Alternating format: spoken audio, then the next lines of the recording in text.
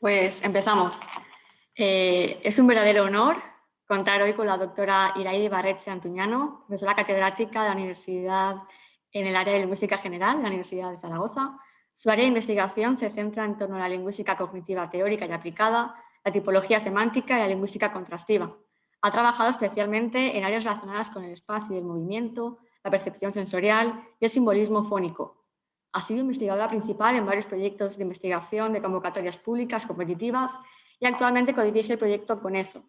Ha sido secretaria de la Asociación Española de Lingüística Cognitiva en los periodos entre 2004 y 2008 y también entre 2012 y 2016 y directora del panel de lexicografía y lexicología de AESLA entre 2013 y 2019. Actualmente es colaboradora de la División de Coordinación, Evaluación y Seguimiento Científico y Técnico de la Agencia Estatal de Investigación y miembro electo de la Academia Europea, The Academy of Europe, Humanities and Linguistic Studies. Ha publicado más de un centenar de trabajos en empresas de investigación como Language and Learning o Cognitive Linguistics y es editora de 13 libros en prestigiosas editoriales como John Benjamin, Routledge o Moulton. Asimismo, me parece interesante destacar que la doctora Ibarretxe Antuñano es una de las propulsoras, junto a Gian Andoni Doñavitía y María del Carmen Méndez Santos, del Manifiesto por el Respeto a la Diversidad Lingüística para defender las lenguas en su diversidad e igualdad y para garantizar la protección y el fomento de la diversidad del patrimonio lingüístico del Estado, con una especial atención a las lenguas no mayoritarias. Pues si no fuera poco, difunde la investigación lingüística a través del canal de YouTube ZL, Zaragoza Lingüística, una iniciativa del grupo de investigación SciLex para conseguir una divulgación científica de calidad y que los estudios lingüísticos lleguen cada día a más gente. De modo que os animamos encarecidamente a suscribirse al canal de YouTube. Bien, hoy la doctora Iraide Ibarretxe inaugura nuestro seminario con la ponencia de los hablantes a las lenguas, pasando o no por la estandarización, un camino de ida y vuelta. Tenemos muchas ganas, querida Iraide, de escucharte y de reflexionar contigo sobre el concepto de estándar y todo lo que trae consigo. Cuando quieras. Pues buenos días a todos, buen día, buenos días. Gracias, lo primero de todo, por invitarme a participar. Siempre que damos una charla y os hacen esas presentaciones tan, tan así, ¿no? Tan pomposas, al final uno se pone más nervioso y dice, ahora tengo que hacerlo bien, ¿no? Voy a empezar a compartir.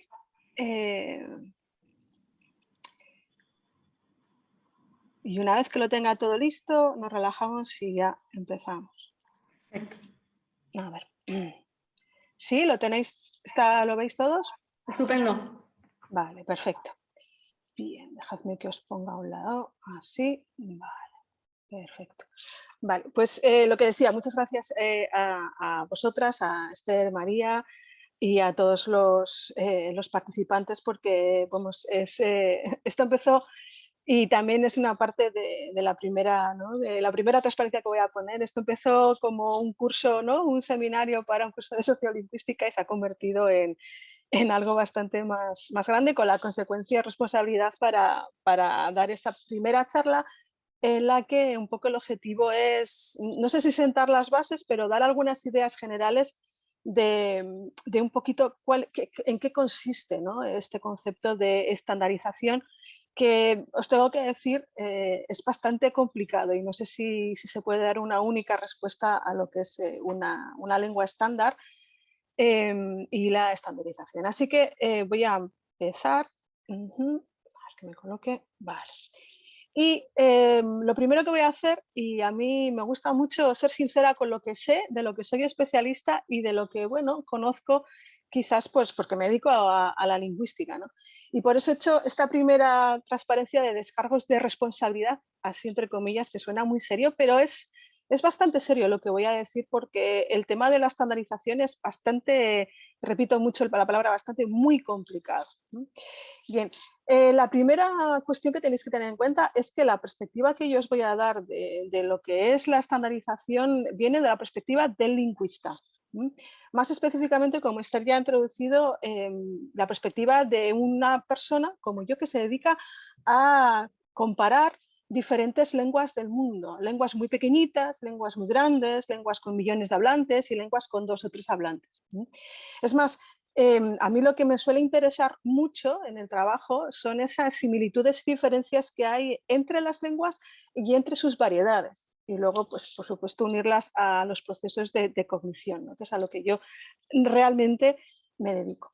¿Por qué digo esto? Porque cuando hablamos de estandarización, igual que cuando hablamos del fenómeno del lenguaje, es un fenómeno que nos afecta a todos y tenemos que tener muchos conocimientos desde muchas perspectivas, pero dependiendo de la perspectiva que uno tome, qué es un estándar y qué hacemos o por qué es importante un estándar puede variar. Entonces aquí, que quede claro desde el principio que es la perspectiva del lingüista, es decir, no es la de un sociólogo, no es la de un historiador, no es la de una persona que se dedica a la evolución diacrónica de las lenguas, es de un lingüista dedicado especialmente a la tipología. También la perspectiva que yo tengo, ¿no?, es no prescriptivista, y también es importante decir que no tengo, ni he tenido, ni creo que vuelva que tenga, no sé, vinculación con ninguna entidad reguladora. Es decir, que todo lo que yo os pueda contar y más adelante, ¿no?, sobre el euskara, nunca he participado ni sé todos los intríngulis que hay a la hora de formar un estándar que es bastante complicado. Otro de estos descargos de responsabilidad es que la perspectiva voy a intentarlo desde que sea exclusivamente desde la lingüística. Es decir, todas las explicaciones que voy a ofreceros de alguna manera tienen esas bases científicas lingüísticas.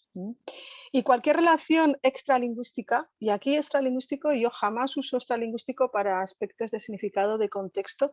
Como buena lingüista cognitivista, todo el entorno es importante a la hora de entender el lenguaje.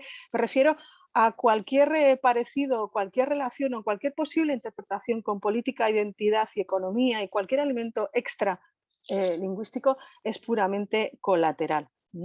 Y lo sabrá, como veréis más adelante. Y también el último descargo de responsabilidad es que también lo que vamos a ver aquí es un poco la perspectiva como hablante.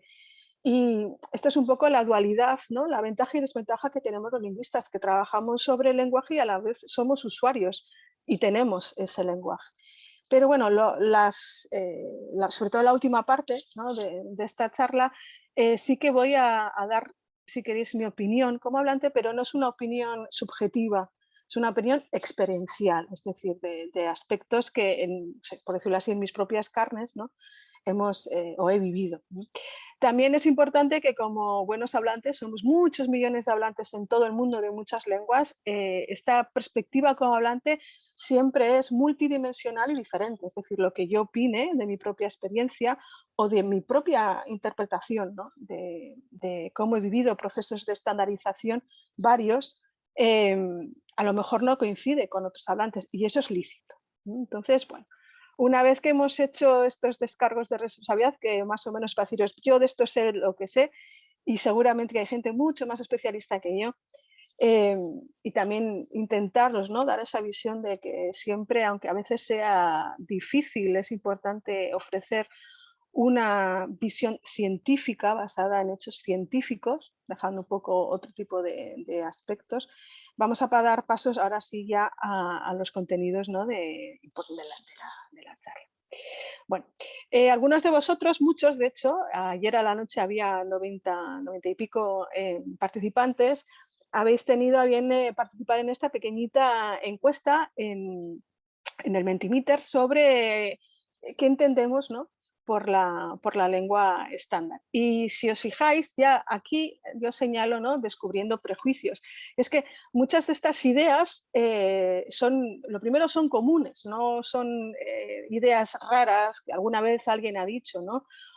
No, son bastante comunes y yo que suelo dar lingüística en Zaragoza, siempre en primero, de hecho es la primera profesora que suelen ver de la universidad los alumnos de hispánicas y clásicas, pues suele ser la lingüística, pues me los encuentro todos los años, uno tras otro, algunos más potentes que otros. Y realmente uno de los objetivos principales, tanto de esas primeras clases de Zaragoza como de esta charla al final, es ver si hemos cambiado un poco, ¿no?, esas puntuaciones o esas ideas que dabais a lo que es una lengua estándar.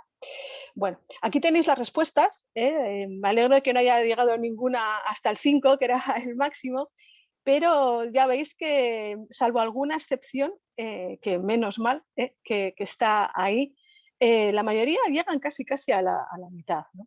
Y para un poco calentar motores, quiero que reflexionéis muy brevemente, porque van a ser ideas que vamos a seguir discutiendo a lo largo de esta hora, en estas primeras ideas que tenéis aquí, ¿no? La primera era si surge a partir de la variedad dialectal que tenga más hablantes.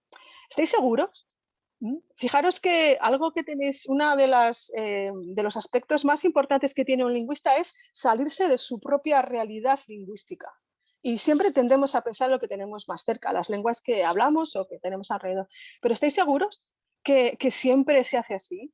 ¿Y cuántos son más hablantes? ¿Cómo los medís? ¿Vais casa por casa, uno a uno, midiendo cuántos hablantes hay? La segunda, me alegro mucho, que sea un 0,4. Claro, es la única forma correcta de hablar una lengua, lo demás está mal. Aquí el primer gran problema es qué es eso de hablar correctamente o hablar mal. Siempre en qué contexto. También en las clases, ¿no? Y estoy segura que vuestras profesoras os han, ¿no? Hablo de los alumnos, ¿no? Sobre todo de Alicante, os han insistido muchas veces que, claro, hablar mal, pues depende de más. Normalmente en lingüística hablamos de adecuarse al contexto comunicativo en el que uno se encuentra. Esto es una charla, no sé si muy formal, si fuera en otro lugar sería mucho más formal, pues a lo mejor no conviene que, no sé, yo no me encuentro, por ejemplo, cómoda hablando no sé, de usted, o de repente soltando tacos uno detrás de otro. Pues a lo mejor no es que esté mal, es que en este contexto no es adecuado. Pero si fuera ¿no? una pena que sea un congreso online no presencial, si a las 5 cuando termine nos vamos a tomar unas cañas, posiblemente ahí sí que diga algún, no sé, se me escape algún taco y cosas así. ¿Está mal? No, es adecuado a ese contexto. ¿Vale? Pero bueno, me alegro que esta sea una de las que menos sí es, por así decirlo, ha tenido. La siguiente es que si es innecesaria, ¿no? Esa variedad estándar cuando las variedades dialectales son muy dispersas. Aquí lo voy a dejar solamente, y eso es uno de los puntos clave que vamos a ver a lo largo de la charla, ¿qué entendéis por disperso?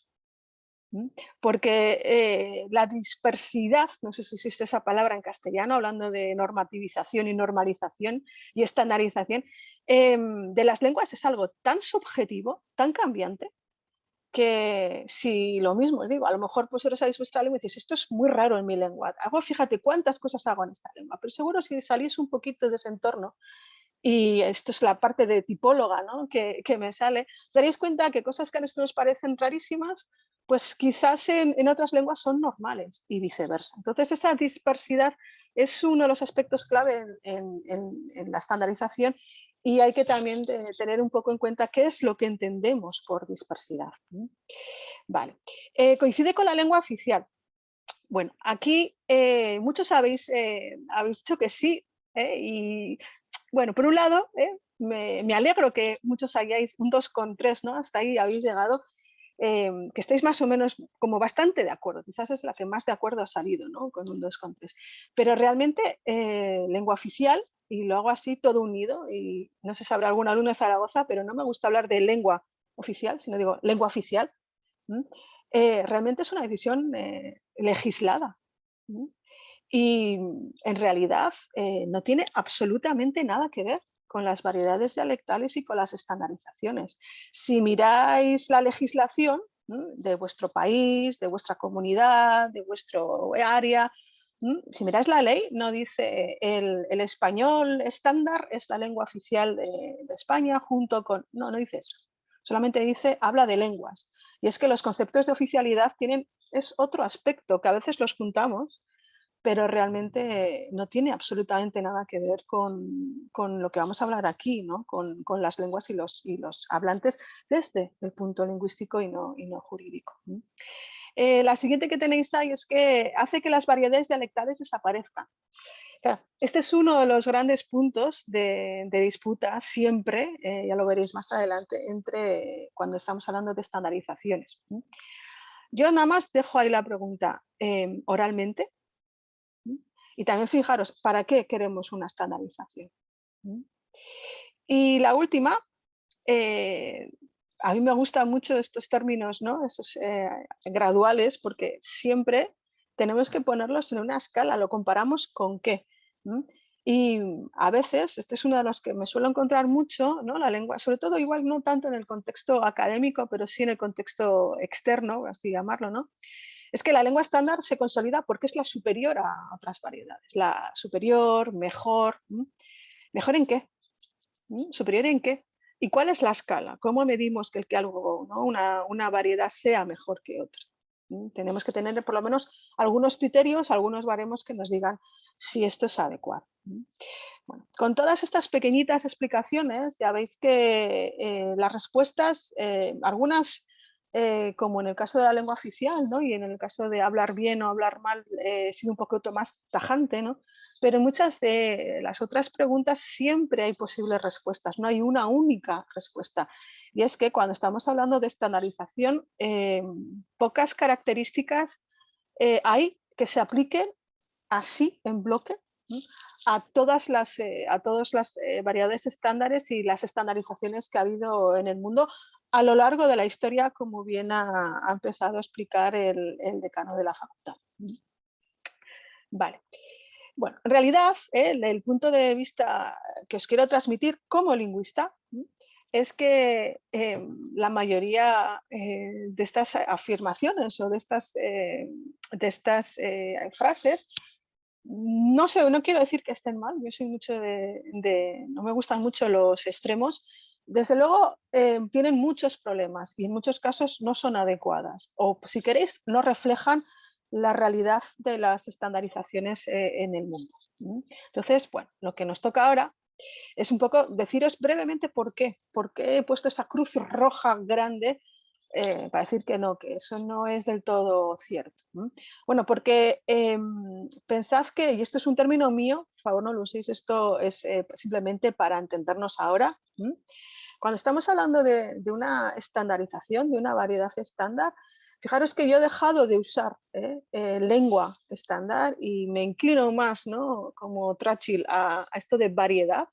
Es una variedad que es específica y que está creada. Luego veremos en qué consiste esa creación o esa elaboración o esa codificación, dependiendo de las distintas ramas, ¿no? O escuelas, si queréis, de estandarización, se utilizan diferentes términos. Está siempre planificada y está creada, aunque pensemos que no.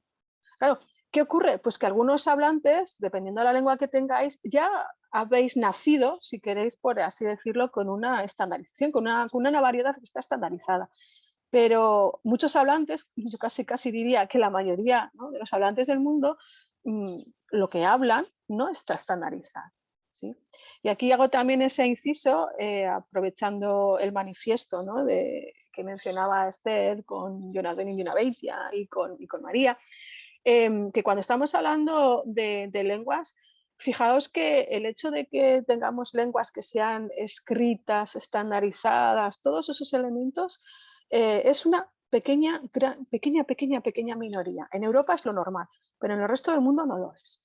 Y si contáis más o menos que hay como unas 6.500, 7.000 lenguas, que solamente, no sé, unas 200, un puñado de lenguas tengan esas características, desde luego no son representativas de la realidad lingüística que existe en el mundo. Otra cosa es que nosotros tradicionalmente, cuando estudiamos lingüística, cuando nos enseñan lingüística, nos fijemos en esas lenguas.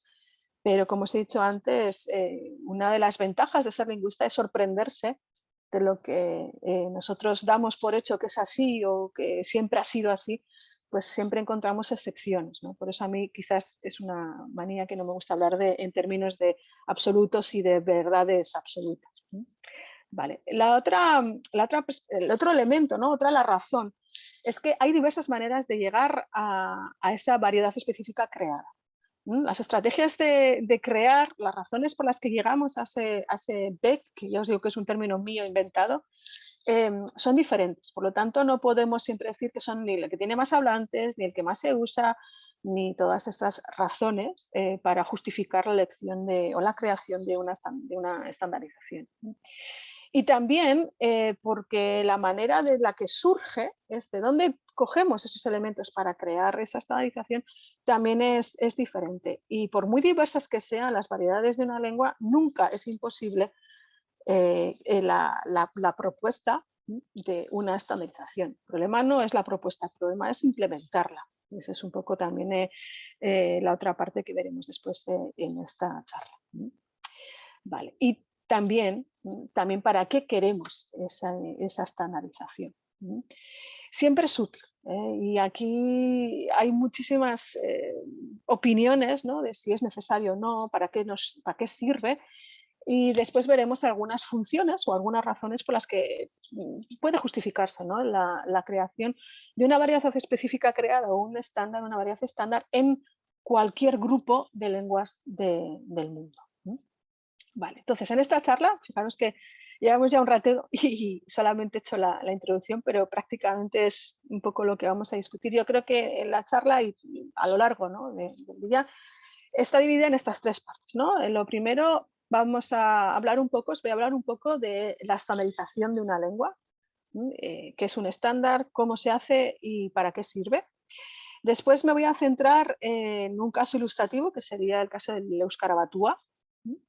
Y la última parte es la parte más experiencial, como os decía en la introducción, en la que vamos a fijarnos un poco en el hablante de la variedad estándar, y por eso es un viaje de ida y vuelta, ¿no?, del hablante de la variedad estándar, de la variedad nativa, y qué sucede, ¿no?, con esos hablantes que a veces se nos olvida a todos, ¿no? Siempre que trabajamos desde la sociolingüística, la historia, o de la sociología, la historia, la lingüística. Vale, más allá, vamos entonces con la estandarización. Bueno, ¿qué es la estandarización? Pues tengo que decir que es muy complicado, y cuando estaba preparando esta charla, claro, como profesora de lingüística general, pues siempre hablamos, ¿no?, de qué es un estándar, y yo tenía pues mis clases con la definición. Pero claro, dije, bueno, vamos a reciclarnos un poco más y vamos a leer más. Y es harto difícil ofrecer una definición de lo que es una estandarización objetivamente y desde el punto de vista lingüístico, porque si a los lingüistas nos gusta utilizar palabras, ¿no?, y el cambio de una palabra cambia totalmente de significado o tiene una connotación distinta, cuando trabajamos con estandarización tengo la sensación, después de todas estas lecturas, que al final os pondré algunas en las que he estado, pues me he basado más, hay que andar con puntillas, porque es muy complicado no meter la pata, ¿no?, o utilizar un término que uno cree que es neutro y para alguna corriente de estandarización no lo es. Así que lo que tenéis aquí es un pupurri, ¿no?, de algunos rasgos más característicos, más prototípicos, por así decirlo, de todas las definiciones o de todas las descripciones de lo que es el proceso de estandarización. Vale, es un proceso. Eso ya indica que nos estamos moviendo, que no es algo estanco, sino que se hace, ¿no?, intencional y planificado, por el que se fija una variedad de una lengua a partir de la valoración de unas reglas específicas, generalmente para su uso escrito. ¿Vale? Esta definición, ya os digo, no la he tomado de nadie, espero. He ido arrancando palabras clave pues de diferentes estudios, ¿no? Y por favor, pensando siempre que yo estoy intentando hablar desde un punto de vista neutro de momento, porque claro, algunas de esas palabras usadas en determinadas corrientes de estandarización tienen un significado específico. Yo lo voy a hacer a nivel simplemente de usuario de la lengua española. Pero bueno, vamos a ver esas palabras clave que yo al final creo que son el kit de la cuestión de lo que es la estandarización. Vale, lo primero, hablamos de variedad, y aquí hay diferentes autores que lo llaman lengua, lo llaman variedad, y a mí me gusta mucho Peter Churchill, que es muy conocido por las variedades, ¿no?, de los ingleses, por así decirlo, y intentando no sé, englobar a todas las variedades para no discriminarlas, él prefería utilizar, cuando hablaba de una estandarización, el término de variedad, ¿no?, que también suele ser, no sé si todavía sigue siendo más neutro que llamarlo dialecto, ¿no? Variedad, es decir, cuando vosotros podéis tener diferentes variedades en vuestra lengua, desde lo que habláis en vuestro, no sé, en vuestro entorno del pueblo, no estoy hablando de vuestro propio idiolecto, ni de lo que habláis con los amigos, ni de los diferentes estratos, ¿no? De registros, sino estamos hablando de características lingüísticas, de lo que habláis entre vuestro propio pueblo, a lo que hablan el pueblo de al lado, a lo que hablan en una comunidad o a lo que hablan, y así vamos, ¿no? Sacando diferentes tipos de variedades. Creo que el concepto de variedad, con todos los problemas que puede tener, puede ser útil porque puede dar una visión de que una estandarización es otra de esas variedades, ¿sí? Que ya existen, ya tópicas, pues otra variedad diferente puede ser la estandarización. Y aquí hay mella, ¿no? Por así decirlo. Por eso, aunque en el test que os hice en Mentimeter y muchas veces hablamos de lengua estándar, yo sinceramente prefiero llamarlo variedad estándar, porque tiene unos usos específicos. Vale. Tenéis aquí también 3 palabras clave que tienen que ver con cómo se crea, ¿no? Elaboración, intencional y planificado. Un estándar no surge de la nada. Antes se ha mencionado la palabra coine y a veces es interesante distinguir lo que es una coine que en aspectos de evolución lingüística, es decir, pues vamos mezclando diferentes variedades, diferentes lenguas y al final surge una, ¿no? Un natural, por así decirlo, surge una evolución, ¿no? De esa lengua que al final pues merge y nos lleva a tener pues una variedad más común entre todos. Pero aquí estamos hablando no de ese proceso natural de mezcla, ¿no? Sino de una elaboración que es intencional, es decir, detrás hay, vamos a llamarlo de momento, personas, porque muchas veces no son lingüistas los que están, o no son todos lingüistas los que están detrás de este tipo de estandarizaciones, y a veces ese es un gran problema. Es intencional, es decir, hay una intención de elaborar algo, y también está planificado, es decir, no solamente porque se siguen unos pasos, sino porque se ven cuáles son las necesidades, ¿no? Para estandarizar, para planificar esa variedad que, si os acordáis antes, yo he puesto la etiqueta de creada. Aquí vamos a llamarlo más, utilizando la palabra que se utiliza normalmente, elaborada. Vale. La última, o sea, otra de las palabras clave es reglas. Aquí pues también hay gustos, ¿no? Reglas, normas, sugerencias. Claro, fijaos que cuando estamos hablando de reglas o normas, parece que o las cumples o mal, te castigo. ¿Sí? Eso es un poco a veces lo que parece que nos ocurre con los estándares, sobre todo si el que hace el estándar tiene como lema que fija, limpia y da esplendor, cosa que no todas las academias de la lengua lo tienen, ¿no? Pero aquí no me interesa tanto lo obligatorio, vamos a llamarlo así, porque a veces empezamos siendo muy obligatorio y al final acaban siendo sugerencias, sino la idea de que necesitamos establecer algún tipo de consenso lingüístico, y aquí insisto en la parte lingüístico, y también un poco de exteriorización, como puede ser la ortografía, que después hablaremos, de, bueno, mira, tenemos tantas posibilidades, en estos casos vamos a utilizar este tipo de reglas. También es importante tener en cuenta que cuando hablamos reglas, sobre todo si os gusta la gramática, ¿no? O la fonética, claro, una cosa son las reglas naturales que tiene pues, una lengua, y, por ejemplo, pues no sé, en español en algunas variedades se puede, pero generalmente pues queda raro, pues no sé, hacer una concordancia entre el determinante y el sustantivo de género diferente, ¿sí? O si estáis hablando en plural, pues es raro decir la casas, ¿no? Bueno, son reglas gramaticales, pero aquí también estamos hablando ya también reglas de uso, en qué contextos o de todas esas posibilidades vamos a escoger, ¿vale? Eso es un poco la idea. Y creo, ¿no? Que una característica importante de cualquier variedad estándar es esa regla, ¿no? Esas reglas, sugerencias o normas que se establecen para llegar a ese consenso, ¿no? A esa variedad, para darle caracterización lingüística a esa variedad. Vale.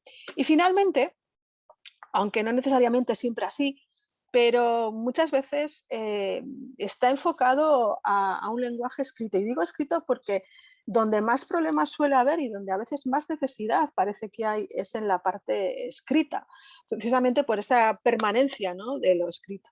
Y aquí os vuelvo a insistir en un aspecto importante. Acordaros que la mayoría de las lenguas del mundo no están escritas y que hasta hace unos cuantos siglos la mayoría de las personas del mundo no sabían leer. Algo que nosotros en el siglo XXI en España actual es como, qué raro, pero no es así. ¿Vale? Entonces, también a veces este tipo de necesidad, ¿no?, tener un estándar surge por la parte escrita. Y muchos estándares están específicamente, o surgen, o la primera idea es, la primera fase, por así decirlo, es el lenguaje escrito. También se suele decir a veces todas situaciones de comunicación formales, donde toda una comunidad, ¿no?, que tiene diferentes variaciones o variedades, mejor dicho, pues está junta. Vale, más o menos esta es la idea. Si en este momento estáis diciendo, puf, me ha dado un montón de información, pero no sé con cuál quedarme, esa es la idea que tenéis que tener al final de la charla.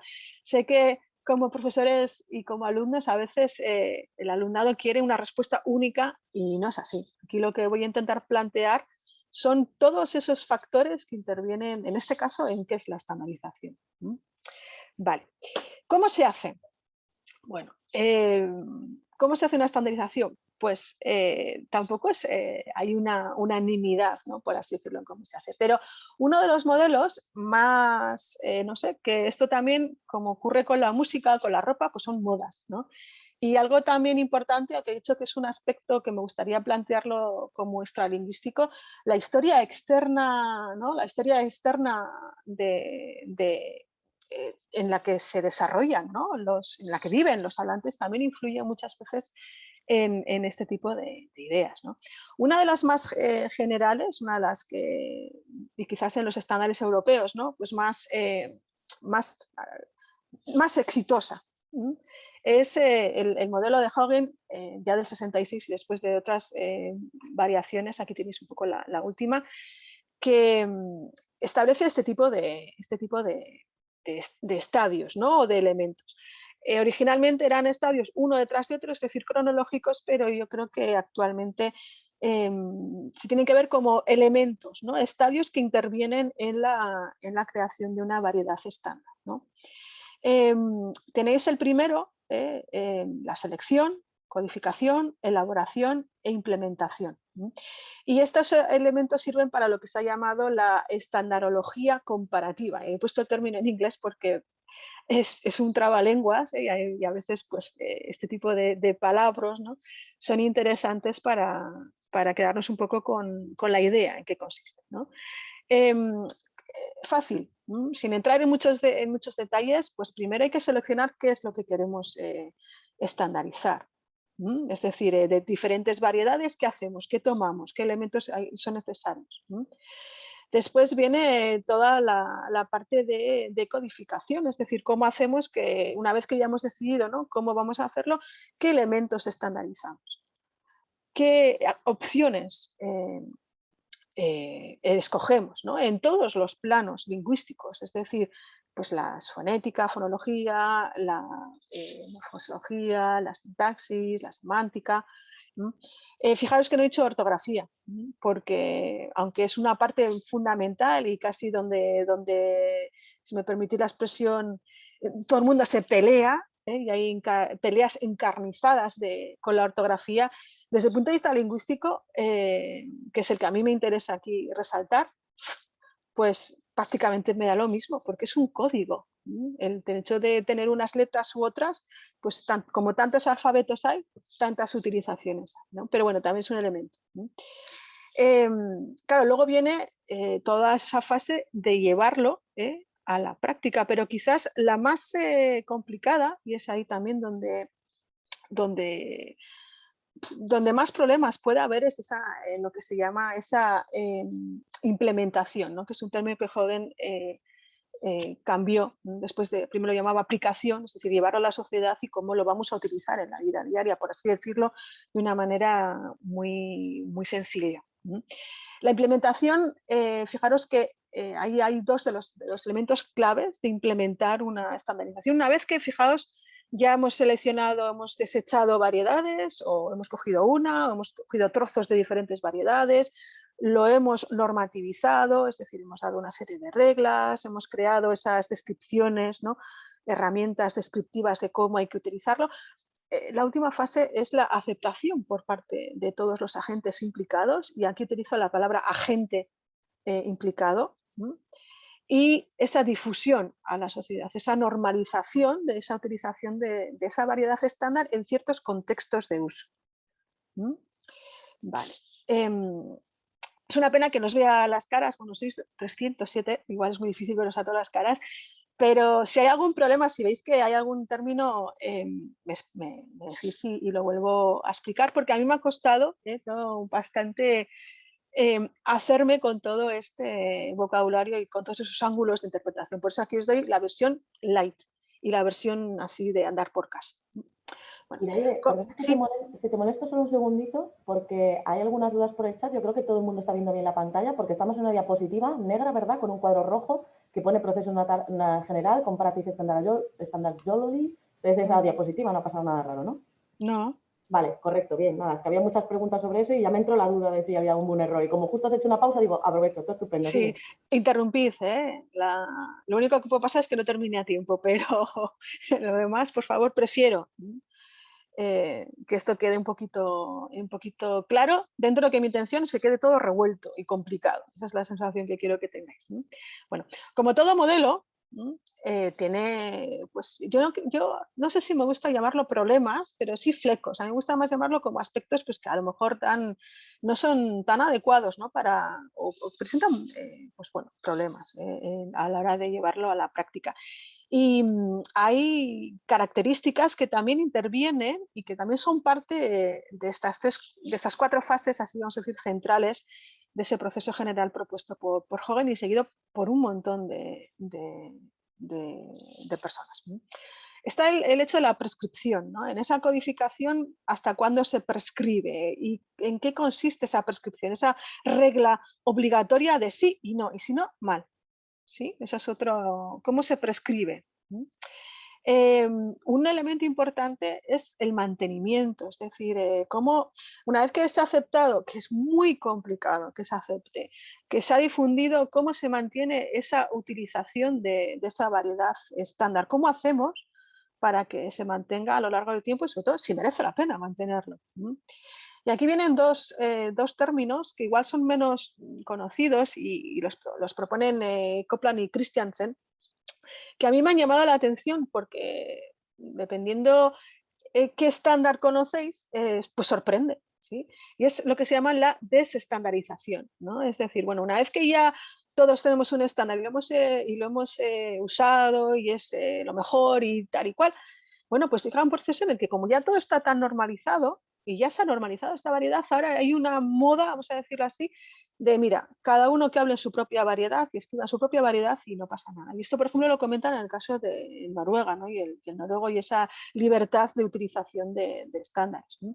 Y luego hay otro proceso que también es interesante, ¿no? Y eso ellos los llaman, yo lo he traducido como una degradación. No lo cojáis en el aspecto negativo, sino ahora os explico por qué. Y es que muchas veces cuando se tiene un estándar, una variedad estandarizada, y acordaros que en muchos casos es una variedad escrita para usos formales, en contextos normalmente formales o con una gran variedad de personas que hablan diferentes variedades dialectales. ¿Sí? ¿Qué ocurre? Pues que cuando ya está todo muy normalizado, pues parece que se empiezan a infiltrar, vamos a llamarlo así, elementos que provienen de registros que no son registros formales, sino registros más, vulgares, ¿no? Más de andar por casa.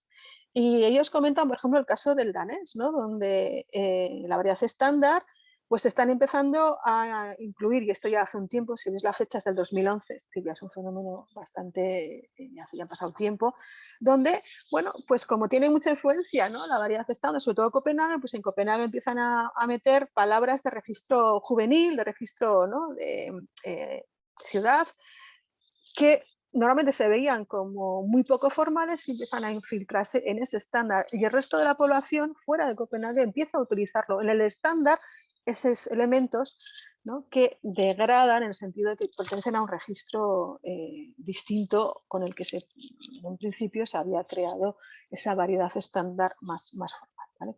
Es decir, que hay muchas cosas por ahí, ¿no?, en esa estandarización, en los elementos que intervienen en la estandarización. Bueno, y también, y hasta ahora no hemos hablado, hay un elemento clave y es que parece que todos pensamos, ¿no?, que solamente hablamos una lengua o toda una variedad y de ahí sale ya, ¿no?, el estándar. Y el problema es, y bueno, no problema, la realidad es que el hombre, ¿no?, aunque a nosotros no nos parezca tanto, quizás en Europa es multilingüe. Es decir, la naturaleza, la verdadera naturaleza del ser humano es ser multilingüe. Y esto es algo que ahora nos sorprende, pero no es tan sorprendente si salís también, como os digo, ¿no?, un poco a veces del entorno. Y fijaros que ahora estamos en un contexto bastante plurilingüe.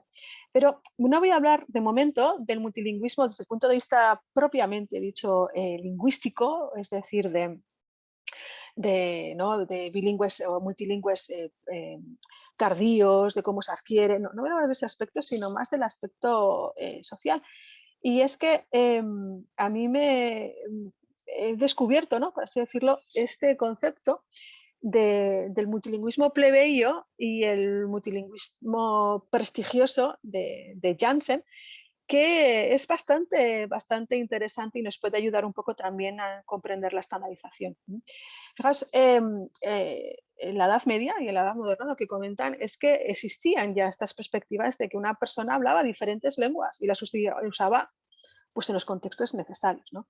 Lo que mencionan es que en el caso de lo que llaman el multilingüismo plebeyo, eran pues en las clases bajas, las clases trabajadoras, en las que por necesidades del trabajo necesitaban comunicarse en diferentes lenguas. Y cuentan casos pues, de la Liga Hanseática o en casos de Friburgo, donde un requisito para trabajar era que hablaras pues, diferentes lenguas para poder comunicarte. Otro multilingüismo que llaman aquí prestigioso es el proveniente de las clases altas y que viene directamente de la educación. Estamos hablando de lenguas como el latín y el francés en esa época. Claro, ¿qué ocurre? Actualmente, pues seguimos teniendo ese multilingüismo plebeyo, que en muchos casos son estas lenguas que están sin estandarizar y que, bueno, fijaros, echaros una vista alrededor, ¿no?, de diferentes tipos de hablantes y toda la cantidad de lenguas que hablan, que están sin un estándar. Y las lenguas con estándar sería ese multilingüismo prestigioso, ¿no?, pues el español, el inglés, el alemán, el francés. Y lo que señalan es que actualmente en las políticas, por ejemplo, de la Unión Europea, a pesar de que se habla de este plurilingüismo, pues parece que es lo que se da más importancia es a este multilingüismo prestigioso, olvidando, fijaos, todos estos, ¿no?, multilingüismos que una gran mayoría de las personas del mundo, incluido en Europa, hablan. Vale. Y finalmente, otro de los aspectos que yo he intentado, y os lo digo de verdad, por todos los medios evitar, pero es imposible, y lo mencionaba el director del departamento, creo que ha sido, es la ideología. ¿Sí? A mí me hubiera gustado, y lo he intentado, sacar la ideología, pero desde Milroy, desde los Milroy y bueno, otras corrientes, a todos estos planos, ¿no?, como más puramente, vamos a llamarlos así, lingüistas, es casi imposible sacarle la ideología de ahí. Y se crea lo que ellos llaman esta cultura, ¿no?, de lenguas estándar. Y es bastante importante. La ideología, por una manera, explica la motivación, es decir, ¿por qué creo que necesito una lengua estándar? Y aquí cuando hablamos de ideología lingüística o sociolingüística, podéis empezar a pensar en un montón de factores.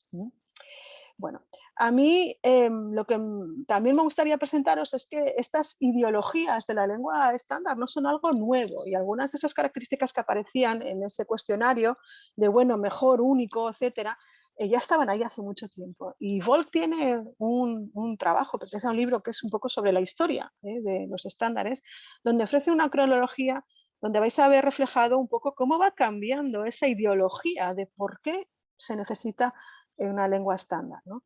En la Edad Media la idea un poco era pues, algo escrito, fijaros, escrito, y que sea uniforme, lo mismo para todos, ¿no? La aparición de esas lenguas escritas uniformes. La Edad Moderna temprana empezamos a hablar ya de no solamente escrito y uniforme, sino ya correcto, lo correcto y lo incorrecto, ¿sí? Lo que la lengua y la norma, empieza ya la parte de las reglas. En el siglo XVIII y en el siglo XIX ya empezamos a hacer uso, ¿no? Esa instrumentalización de la corrección de esa lengua o esa variedad, si queréis, escrita uniforme. Y aquí ya empieza esa unión entre lengua y nación. Variedad estándar, nación. Y ahí viene un poco lo de oficialidad que veíamos antes. En el siglo XIX y XX, pues ya tenemos todos esos elementos y pasamos al concepto de la mejor variedad, ¿no? La mejor lengua. Y entonces todo lo que no sea estandarizado de ese estándar es malo. Y por eso a los que tenéis una variedad, ¿no? En vuestra variedad del castellano muy marcada, pues os da vergüenza hablar en público o nos reímos del acento de tal o el acento de cual, o hasta hace 20 años no veíamos a una persona en las noticias de la cadena primera española con acento dando las noticias, ¿vale? Entonces, como veis, y esto es algo que pasa siempre, todo está inventado hace mucho tiempo, ¿no? Y nosotros pues vamos cogiendo estos elementos para justificar un poco la ideología, la motivación, es decir, por qué creamos un Estado. Vale. Bueno, esto hace que haya diferentes tipos o diferentes creaciones estandarizadas. Y aquí lo voy a pasar un poquitín rápido porque hay muchísimos ejemplos, ¿no? Tipos, ¿no? Tipologías de cómo se crean esos estándares. Un grupo es a través de en qué nos basamos para hacer el estándar, ¿no? Y aquí tenéis lo que se llama la coine natural, cuidado, el proceso natural de que se ha ido emergiendo hacia una variedad, ¿no? También podemos tener una selección diatópica, es decir, tenemos muchas variedades, escogemos una, el resto no, nos basamos en una y esa va a ser el estándar. O tenemos varios dialectos y cogemos características de diferentes dialectos. Otro grupo, otra clasificación de estándares sería la centralidad. A partir de, ¿hay varios estándares o no? Entonces, tenemos casos de solo una variedad estandarizada o también pluricéntrica, que a la vez, o sea, es decir, varias, y estas a la vez pueden ser convergentes, es decir, hay varios estándares, pero tienden, ¿no? Y se estandarizan, si queréis, la misma lengua, ¿no? O sería el caso del inglés, el caso más claro, o divergentes, es decir, que a pesar de ser la misma lengua, queremos separarlo lo máximo posible. Y el caso también típico es el del serbio y el croata, que incluso tienen hasta un sistema de escritura diferente. Y también a mí me gusta poner este otro, que es la edad del estándar, ¿no? Es decir, ¿cómo de viejo es el estándar, ¿no? ¿Cuándo se ha creado? Hay algunos estándares que se han creado hace mucho tiempo, muchos siglos, o se han empezado a crear hace muchos siglos, y otros pues que ahora mismo ni siquiera están ahora, ¿no? En este momento están ahí haciéndose. Y eso también es importante, sobre todo si lo fijáis, para el hablante, ¿no? Algo que le viene ya hecho y cree que es así de siempre. Y los que en estos momentos dicen, ay, yo no sé ni cómo escribir ya, ¿vale? Que serían los más tempranos, por así, o sea, tardíos, ¿vale? ¿Por qué se hace una estandarización? Bueno, hay varias razones. No voy a leer todas, os las dejo ahí mientras hablo, porque hay de todo tipo y condición. Y fijaros que mi premisa era no quiero nada que no sea puramente lingüístico. Pues la mayoría de las razones que tenéis ahí no son puramente lingüísticas. Quizás ofrecer un punto de referencia común en todos los hablantes para comunicarse entre ellos pueda ser una razón lingüística. Pero dar prestigio, homologarla, integrar, todo eso son aspectos que son importantes y son razones de crear una estandarización, pero que no son puramente lingüísticos. Y luego viene todo lo que hemos dicho antes, de dónde viene, ¿no? la motivación, la ideología a la hora de crear un estándar. Os lo dejo ahí, reflexionar. ¿Cuántas de esas razones son lingüísticas? Puras, vamos a ponernos así estrictos, ¿no? Porque relacionadas con el lenguaje, todas. Con el hablante, todas. Vale, bueno, pues con esto hay algunos aspectos que no me va a dar tiempo. Estoy viendo la hora, no me va a dar tiempo, tengo que ir corriendo. pero que quedan sueltos, ¿eh? Y yo no os los voy a explicar aquí, solamente los menciono.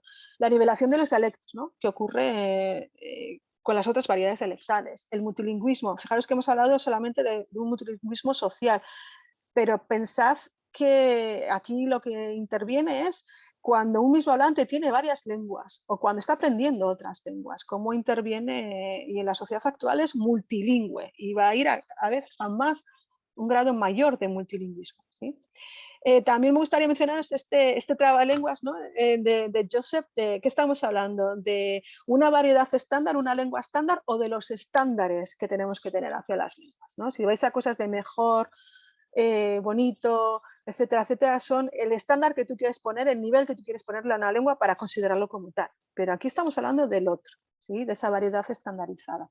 Y también importante, y lo veréis al final, son esos requisitos. ¿Qué es lo que se necesita, ¿no? Pues una normativa lingüística, sentido de este tipo de reglas, ¿no? Para decidir qué variedad o qué elemento escogemos. Fondos, de aquí es toda la parte monetaria, fondos de todo tipo y condición, y especialmente también la voluntad de los hablantes, ¿no? Y luego hablaremos un poco más de los hablantes y esa voluntad, ¿no? Bueno, sigo con... Esta es la presentación general, que ya casi podríamos terminar ahí, pero como lo que querían también Esther y María, que hablara un poquito del Ustera Batua, pues voy a hablar. No sé si me vais a dejar que me pase un poco de tiempo, pero bueno. Adelante. Sí. Vale, tengo muchos audios, voy a quitar alguno, pero el final del todo sí que lo quiero poner. Vale. Detalles previos importantes cuando trabajáis con un estándar y en este caso en la lengua vasca, ¿sí? Pensad en estas dos preguntas. ¿Se puede crear una variedad estandarizada que recoja variedades dialectales? ¿Mm? ¿Y es posible crear una variedad estandarizada cuando la dispersión de las variedades es tan grande? Y recordad lo que hemos dicho antes de qué es dispersión, ¿no? Vale. Y también unos términos, porque algo importante cuando se trabaja sobre un estándar, hablar desde fuera del estándar puede ser, y todo el mundo tenemos derecho a hablar, pero hay que entrar dentro de ese estándar y de esa comunidad lingüística para entender cómo se utilizan los términos, de dónde surgen y cómo se utilizan, ¿vale? Y aquí tenéis 4 palabras que vamos a trabajar y os voy a explicar ahora. Vale, la primera es el concepto de Euskal Herria. Aquí lo vamos a usar como la tierra del euskara, ¿vale? Y está dividido, como lo veis aquí, para los que, si hay gente que no es de España, aquí está situado, está dividido en 2 países, Francia, España. La parte norte está en verde, la llamamos Iparralde, que es la zona norte, significa zona norte, ¿vale? Y la parte que pertenece al Estado español la llamamos Hegoalde, que es la zona sur.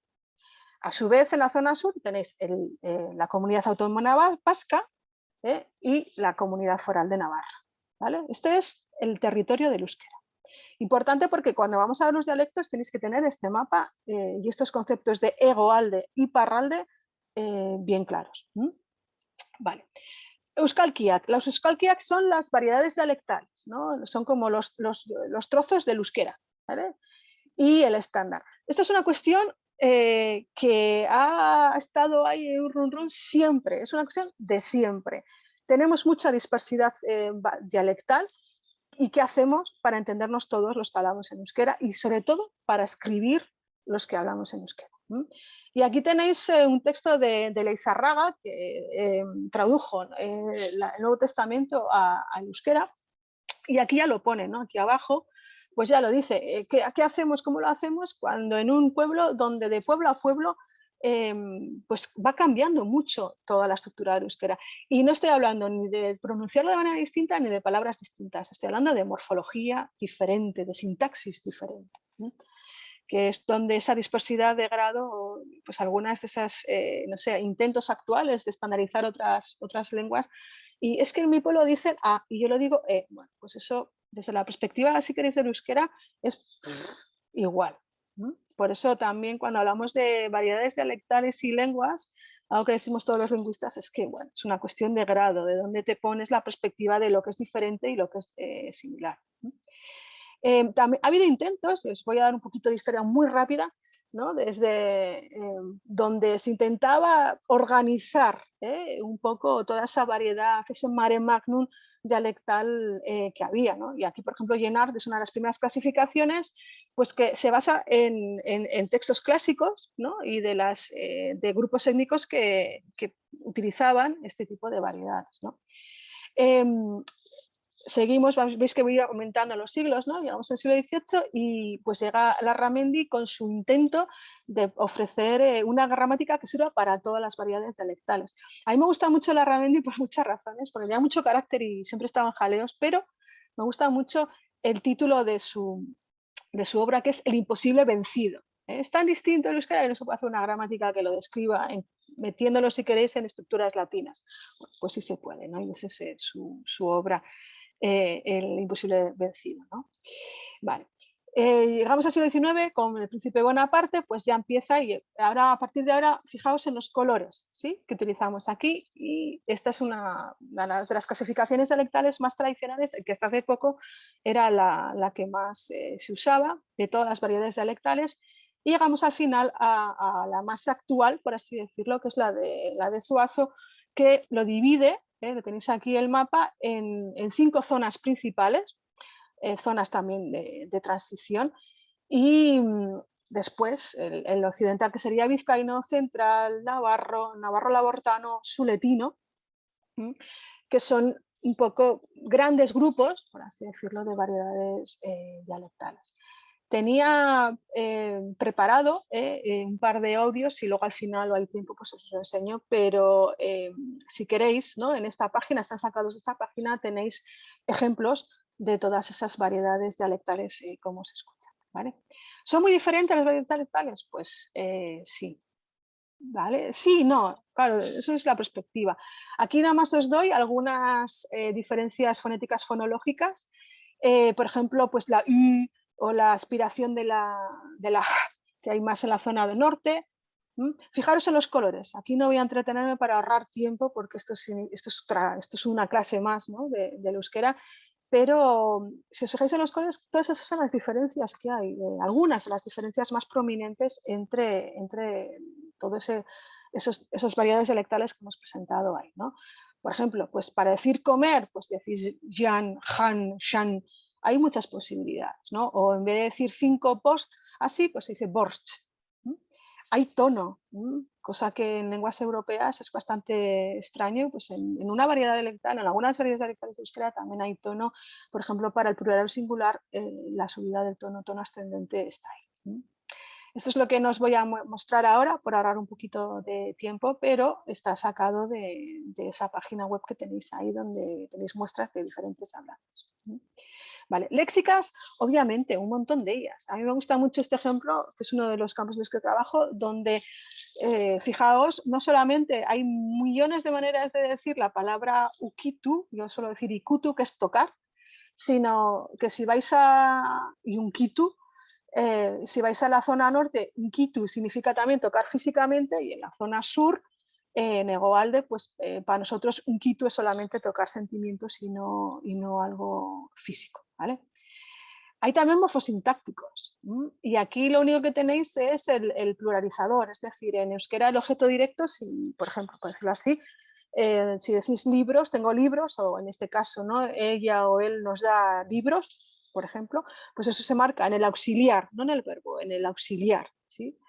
Y aquí tenéis pues diferentes posibilidades, ¿no? Diferentes alomorfos, de diferentes variedades para decir simplemente que el objeto directo es plural. Bueno, y esto ya es para asustaros totalmente, ¿sí? Aquí no lo veis, pero el sistema de verbo, ¿no? El sistema verbal, la morfología verbal en euskera es bastante complicada porque tenemos, ¿no? Un verbo léxico, por así decirlo, y luego en el auxiliar, donde ponemos no solamente la información de tiempo, aspecto y modo, sino también los argumentos. Entonces es bastante complicado y lo podemos hacer en presente, en pasado, en potencial, en subjuntivo. Y bueno, si tuviéramos tiempo veríais que en euskera batua lo que se propone y lo que hay en la variedad vizcaya, ¿no? Y la de suletino, pues son muy diferentes. Vale. Esto es dispersión, ¿sí? Eso es bastante dispersión. ¿Qué es el euskara batua? Bueno, pues en pocas palabras es una variedad estándar creada, principalmente con el objetivo de ser escrita, y es reciente. De hecho, en 1968 se suele marcar como el momento clave de la creación del estándar.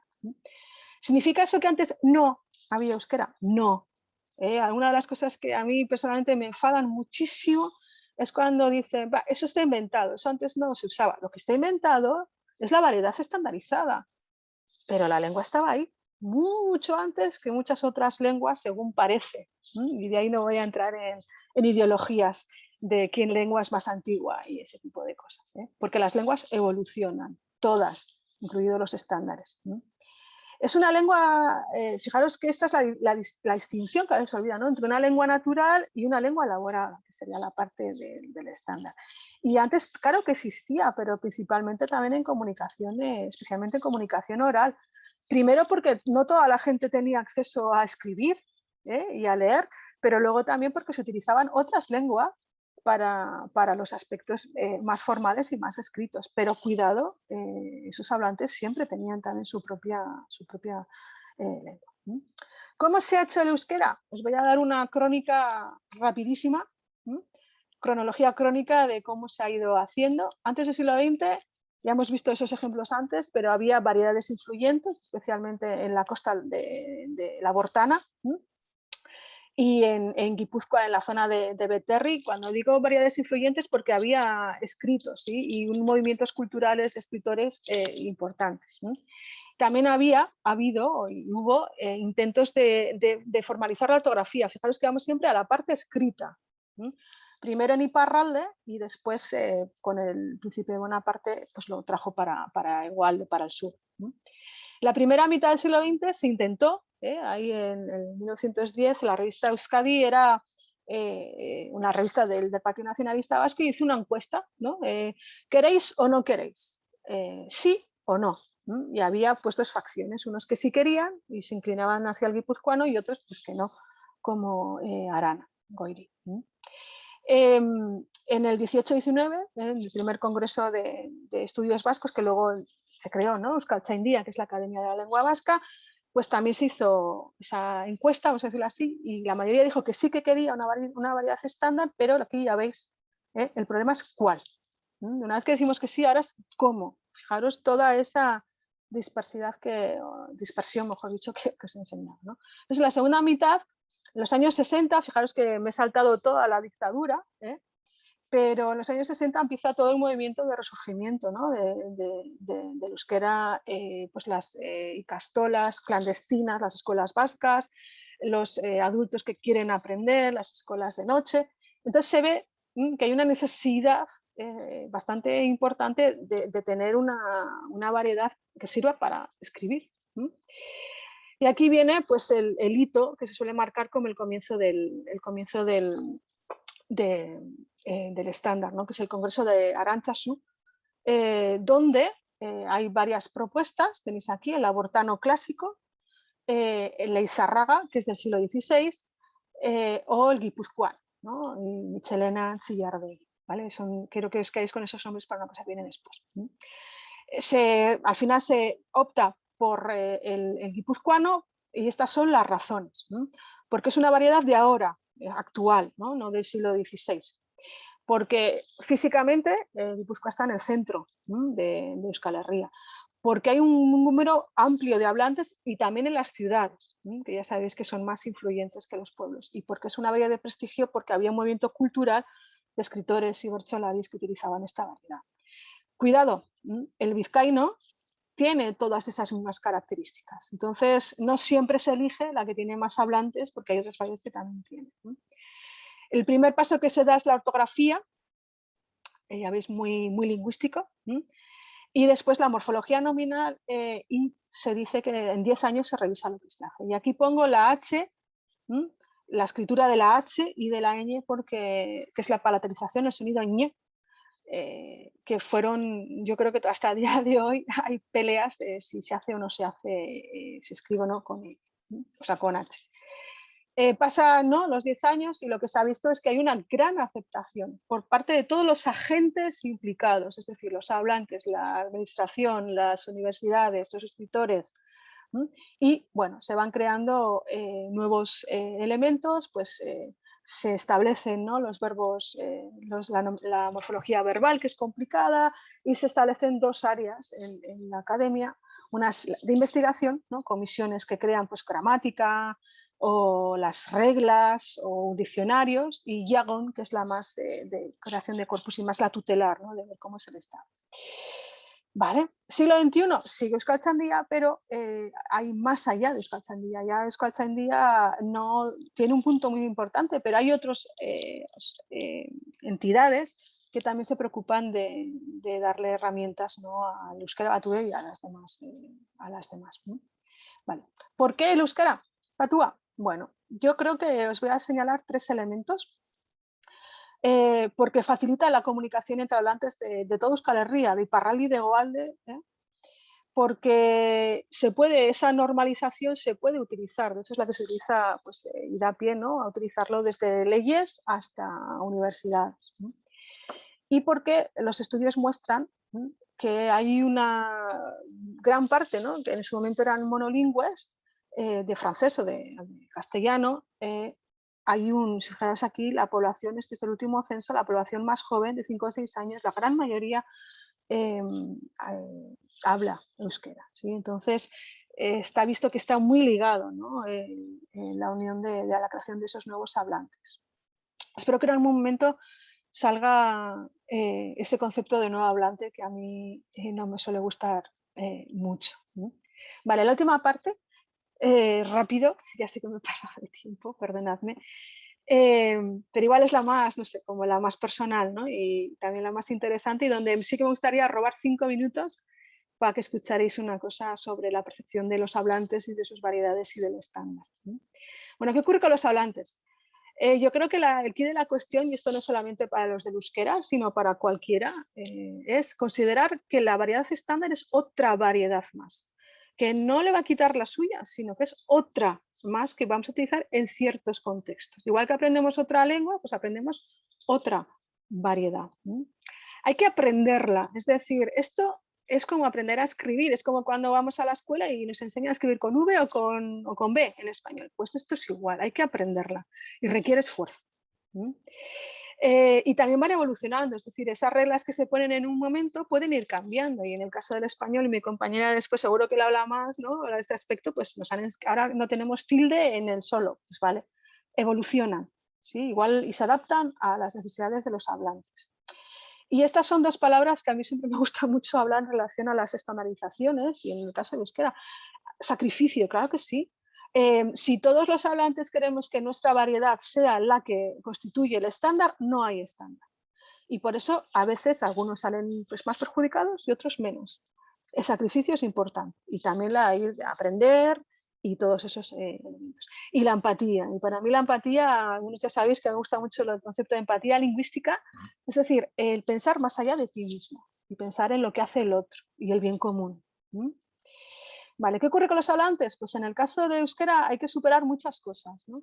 El hablante nativo, que no lo voy a llamar patrimonial, en euskera se llaman hablantes viejos, pues tiene que alfabetizarse, y esto ha sido siempre un trauma, porque suspendían los exámenes de niveles oficiales. Claro, pues es igual que si vas a hacer el First Certificate, pues hay una técnica de hacer examen, pues hay que aprenderlo, no viene de por sí, pero fue un trauma bastante importante, ¿no? Y ahora viene el trauma del hablante que no es nativo, por así decirlo, en su casa, ¿no?, del euskaldunberri, que es el hablante nuevo. Pues que se preocupa un montón de hacerlo todo muy bien y muy estandarizado, y luego va a hablar con alguien y dice, el euskera de la tele, ¿sí? Ese es el euskera de la tele. ¿Vale? Hoy en día creo que ambas posiciones me dan la sensación de que se están ya por fin encontrando. Otro de ellos es Euskaltzaindia, ¿no? Y aquí es una pena, pero a mí me gusta mucho, es un comiquario, o sea, un dibujante, ¿no? Y se mete mucho, pero bueno, yo creo que es el sentimiento que tenemos todos con estas normalizaciones, ¿no? Y aquí os decía Michelena, que es uno de los creadores, por así decirlo, del estándar, lo tiene aquí como talibán, ¿no? Y le ayuda Yoda. ¿Sí? Entonces, siempre está esta sensación de digo esto, está mal dicho y va a Euskaltzaindia, ¿no? En este caso, Mitzelena de 16avo y me dice mal, ¿vale? No es así, la academia nuestra no limpia y esas cosas, ¿no? Lo que hace es seguir adelante, de hecho, su lema. Pero si os puedo decir que a veces es como, lo haré bien, lo haré mal. Pero bueno, es como cuando escribes en español y pones el solo con acento, ¿no? La misma idea, ¿sí? Mi experiencia, bueno, aquí viene la parte que yo tuiteé, ¿no? De que tiene que ver Saldieroa, Mazinger Z. Pues bien, aquí, bueno, este es mi cuaderno de euskera de cuando tenía 6 años, 7 años, es el año 79, ya sabéis la edad que tengo. 79 era una época donde se empezaron a fijar las normas, pero nosotros ya escribíamos, ¿no? Entonces aquí tenéis mi cuaderno, estos son los números, ¿eh? Y aquí, estas son todas las reglas, lo que le falta es la H. Aquí viene que en la parte sur la H no se escribe, en la parte norte sí porque la aspiran, pero nosotros nada, pues todos los números sin H, ¿no? Igual aquí lo mismo, estos son Augor y Ura, son los demostrativos, todos sin H. Fijaos que son palabras muy comunes, no estamos hablando de cosas raras, sino de cosas muy comunes. O cuando decimos, por ejemplo, tengo que ir o tengo que comer, uno es transitivo y el otro es intransitivo. Pues toda la vida hemos dicho el intransitivo con el auxiliar intransitivo, de Arnaiz, y el transitivo con el auxiliar transitivo, behar dut. Pues ahora no, todo es dut, ¿sí? Ese tipo de cosas marcan. Y por eso aquí tenéis eso de Chillardegui y de Michelena, ¿no? Hablando de la E, de la H, cómo se les ocurrió ponerla como norma del estándar vasco. Aquí os he contado la parte buena, ha habido verdaderas disputas. Bueno, conclusiones. Termino ya todo el rollo, que se ha convertido en rollo. Es complicado, hablar de una variedad estándar es complicado. Yo nada más os doy esos ingredientes, ¿sí? Planificación, variedad, reglas, adaptación, multilingüismo, aceptación, hablantes, comunicación. La ideología es importante tenerla en cuenta, y aquí yo destaco el más correcto, apropiado, mejor, prestigioso, refinado, primigenio, verdadero, único, eterno, invariable, que son a veces adjetivos que se ascriben a la variedad estándar. La pregunta es, ¿realmente son importantes cuando hacemos una variedad estándar? Y la empatía, que yo creo que si os tenéis que quedar con una frase, esa es la empatía. Lo mío, lo mejor, no, en un estándar, lo mío, lo mejor y lo único, lo bueno, lo verdadero, no, el del otro también. Entonces hay que llegar a un acuerdo y sacrificio. Esto es lo que os quería poner, me permitís 5 minutos. Este es un programa, este es Barre Libre, que es el otro elemento del Twitter, donde es un programa de monólogos y de risa, ¿no? de la televisión vasca. Os lo voy a poner porque todo lo que hemos estado hablando de esas características de diferentes dialectales y los sentimientos de si lo hacemos bien o mal, están aquí recogidos. Son 5 minutos y tenéis subtítulos. Hola. Bueno, aurten ni udaran Euskal Herrian geratu naiz. Bai, pasaden urtean Jonek komentatu zuen bezala, aurten turismo lokala egin dut. Eta kriston parajeak ditugu Euskal Herrian. Mota guztietakoak. Euskalkiak beste. Escuchadle, va cambiando. Donosti hasi nuen... Ai! Kaka! Donosti hasi nuen nere bidaia. Ze aitxatxia baitauka Donostiak. Batzei kriston amorru ematen die Donosti aitxatxi hori gabe esatea. Neri Donostiaren zetak ematen dit kriston amorrua. Kristona, zaintzuria, zuazu bizkar, zatzaizkizue. A ber, igual inbidia izango da, baina nola da posible zeta hori hain ondo ahoskatuta esatea. Eta Donostiatik zautza mugitu nintzen, no? Txaparrotan, no? Zarautz, no? Kostako beste herri bat, no? Kriston biztak, no? Ketaiako arratoia fonduan, no? Ketaiak ere aitxatxia, no? Baina han ere jendia, no? Eta ketaiatik, jende artetik aldegin nahien, azpeitile pasauta Loiolako Tierra Santan barrena azkoitilen egon aldike.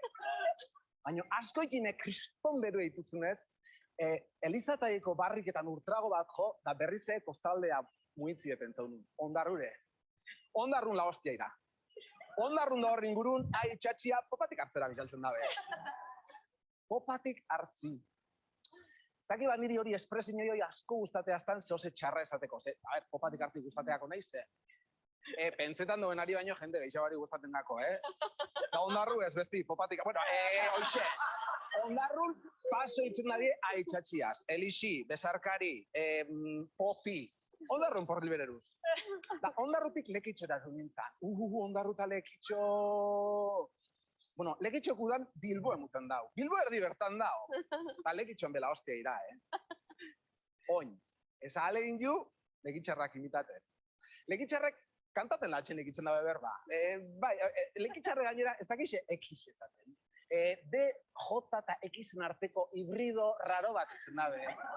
Lekitxarre bakarrik itzen dakixen X bat. Txarriza, barriza, larriza.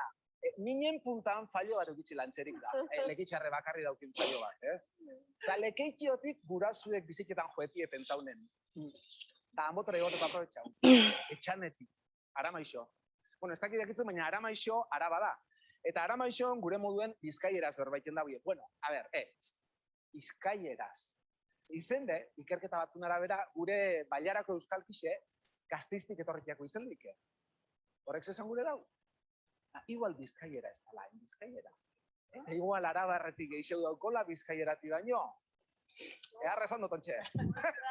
Ontxe bertan ikuste dut, Sabino Arana dauen lekuen dauela, onazko tripajaten ongo dala. Eta gurasuenetik, Xiberura jo nintzen. Larrain, Santa Grazia, Altzuku, Hanko kantu eta Hanko intonazionea. Hanko hil eta diesa, Hanko hatxeak.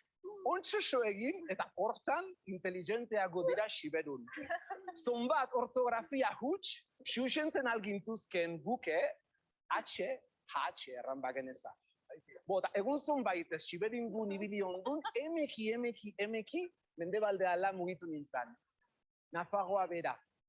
Nafarroa berako errikipi hauinitz ezagutu nintzin, eta garazin amaitu. Batzuk, iparraldeko eskora guztiak, zaku berean zartzen txie. Hegoaldekoak, euskalki buruz mintzaten txulaik erraiten dugu. Lekeitioko eskuara, edo azkoitikoa, edo lesakakoa, baina bapatean erraiten txie. Iparraldeko eskuara. Bakaga balitza isi bezala.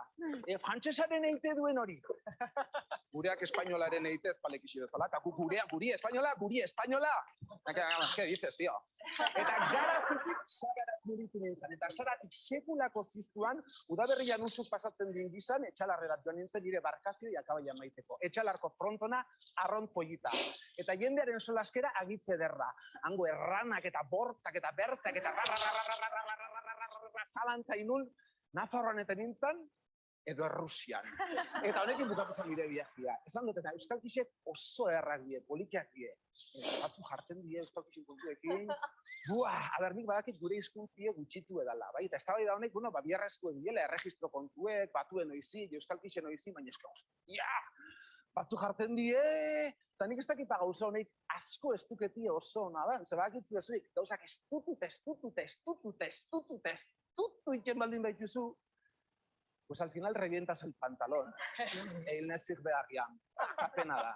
Eskerrik asko. Bueno, 5 minutos, espero que haya merecido la pena tardar tanto, pero si os ha dado tiempo a leer y a escuchar todos esos aspectos que os he mencionado, ¿no? De las H's, la pronunciación, los estereotipos, mi pueblo diferente a tu pueblo, Lekeitio y Ondarroa cuando están juntos, están ahí.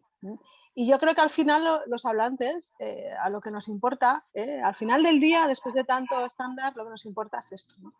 Que en este caso el euskera, el mejor euskera de todos, es el euskera en sí mismo. Y eso es un poco la idea que nos queda con el estándar, ¿no? El que los hablantes podamos hablar la lengua y utilizarla en todos los contextos que nosotros queramos, nuestra propia lengua, ¿no? Nuestra propia variedad. Y nada, es que ricasco, que es, ¿no? Gracias en diferentes euskalkis del euskera.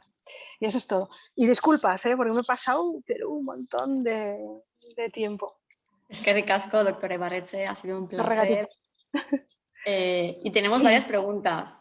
Roberto Matos pregunta, gracias por su aportación, profesora Iraide. Considerando que el español es un idioma pluricéntrico, ¿usted cree que pensar en un español panhispánico sería una posible manera de valorar la diversidad cultural y lingüística de la comunidad hispana o más un modelo de estandarización político y económico? Muchas gracias.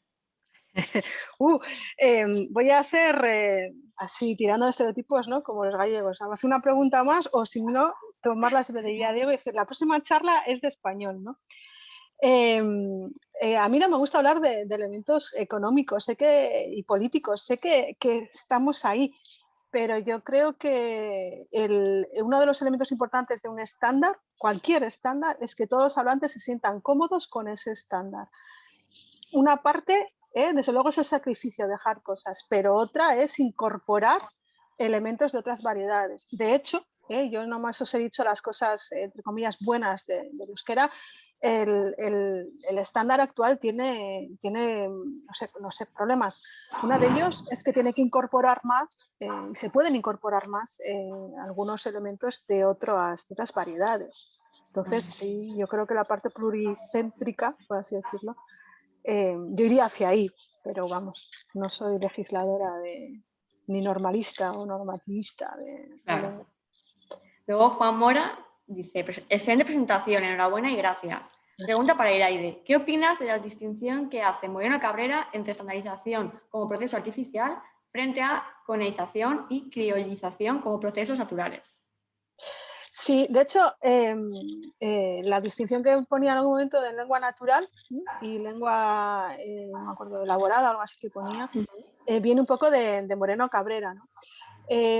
A Juan Carlos le gusta mucho hacer todo este tipo de clasificaciones y subclasificaciones y ponerle etiqueta. Y sin entrar en los detalles de todo lo que dice, a mí, a ver, me explico. El concepto de lengua natural, cuando hablamos de lingüística en general, a mí no me gusta, porque todas las lenguas son naturales, ¿sí? Pero cuando estamos hablando de la comparación con un estándar, lo que Moreno Cabrera llama criollización y colonización, sí que es importante distinguirlo de lo que es un proceso de estandarización. La estandarización es artificial y planificado. Se crea, se piensa, se decide, se debate. Y los otros casos suelen surgir por necesidades puras de comunicación en diferentes contextos, ¿sí? Entonces uno es más natural en ese sentido, nadie está ahí pensando, ahora no dices esto, ahora pones la H, ahora no la pones, sino que surge, y en este caso no. Por eso es interesante esa distinción para hablar de las estandarizaciones, ¿no? Que no es un proceso natural, sino que es un proceso intencional y planificado. Sí. Perfecto. Y por último, Mario Chávez pregunta, ¿no habrá un planteamiento pragmático en la ideología de la lengua estándar? Es decir, la necesidad de que un gobierno pueda comunicarse oficialmente con sus ciudadanos, por ejemplo. Bueno, es una de las, ¿cómo se llama? De las razones, ¿no? A veces que para mí externas a la creación de una estandarización por los que se crea, ¿no? La idea de unificarlo, ¿no? De dar esa sensación de unidad, no hablo de gobiernos, hablo de los hablantes, ¿no? De decir, bueno, nos vamos a entender. Fijaos que por muy diferentes que sean las variedades dialectales, uno de Vizcaya y uno de ¿cómo se llama? De Suberoa, o sea, de Suberoa, se pueden entender. Quizás no entendemos absolutamente todo, pero nos entendemos. Otra cosa es que necesitemos un medio de comunicación para situaciones más formales, más escritas. Que eso lo utilice un gobierno como un elemento más de decir este gobierno de este lugar es más fuerte, sí. Pero de ahí a pensar que una lengua estándar, una variedad estándar es una lengua oficial y un requisito importantísimo, o que siempre que se quiera crear una variedad estándar es porque se quiere, no sé, por sentimientos nacionalistas, ahí va un trecho bastante grande. Y muchas veces eso es lo que no se entiende, ¿no? Y lo estoy hablando desde fuera de la creación del estándar, o sea, de la gente de fuera de esa comunidad, la gente de dentro. El pensar dentro de una misma comunidad que tu variedad dialectal y anemia son muy distintas, son lenguas distintas, estamos estándares diferentes, hace que, especialmente en comunidades con muy poquitos hablantes, hace que ni lo tuyo ni por mí, al final la lengua se pierda, ¿no? Eso es un poco. Entonces, sí. Totalmente. Muchísimas gracias. Estoy totalmente de acuerdo contigo. Y si os parece lo dejamos aquí. Hay muchísimas más preguntas, Iraide, en el chat. Si puedes responderlas también por escrito, porque la gente está encantadísima con la ponencia. Y pasamos ahora a escuchar a la doctora Amorós Negre.